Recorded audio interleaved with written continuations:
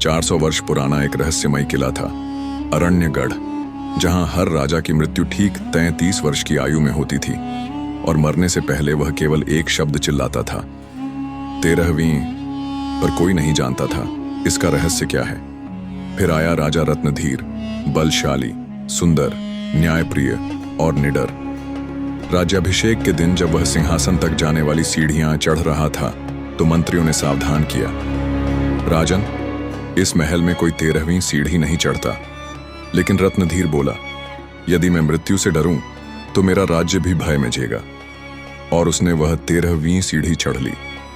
उसी रात उसे एक भयानक स्वप्न आया। एक काले घोड़े ने प्रकट होकर नीली आंखों से कहा, तेरा समय अब उल्टा चलेगा। प्रत्येक रात्रि एक रहस्य खुलेगा और प्रत्येक प्रातः एक प्रियजनों को खोएगा। अगली सुबह उसकी परछाई गायब थीं।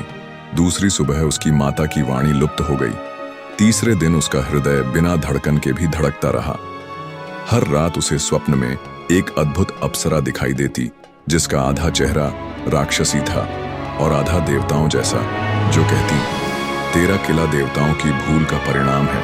उन्होंने एक राक्षसी आत्मा को इन दीवारों में बांध दिया था और जो भी राजा 13वीं सीढ़ी चढ़ता है वही उसका शिकार बनता है। तब रत्नधीर को बोध हुआ कि 13वीं सीढ़ी एक श्राप की मर्यादा थी, पर उसने घुटने नहीं टेके और उत्तर दिया, यदि मेरे भीतर का प्रकाश प्रबल है तो अंधकार मेरी सीमाएं नहीं निगल सकता।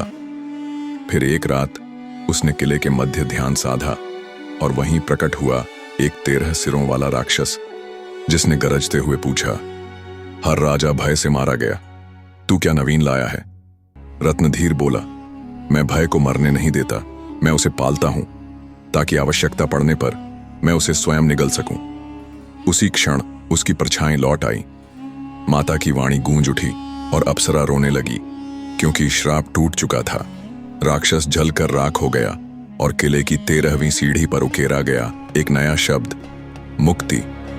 इस कथा से शिक्षा मिलती है कि प्रत्येक सीमा किसी भय की परछाई होती है और जो उस भय को पार कर जाए वही इतिहास रचता है। कभी कभी 13वीं सीढ़ी चढ़ना ही सच्चा पराक्रम होता है।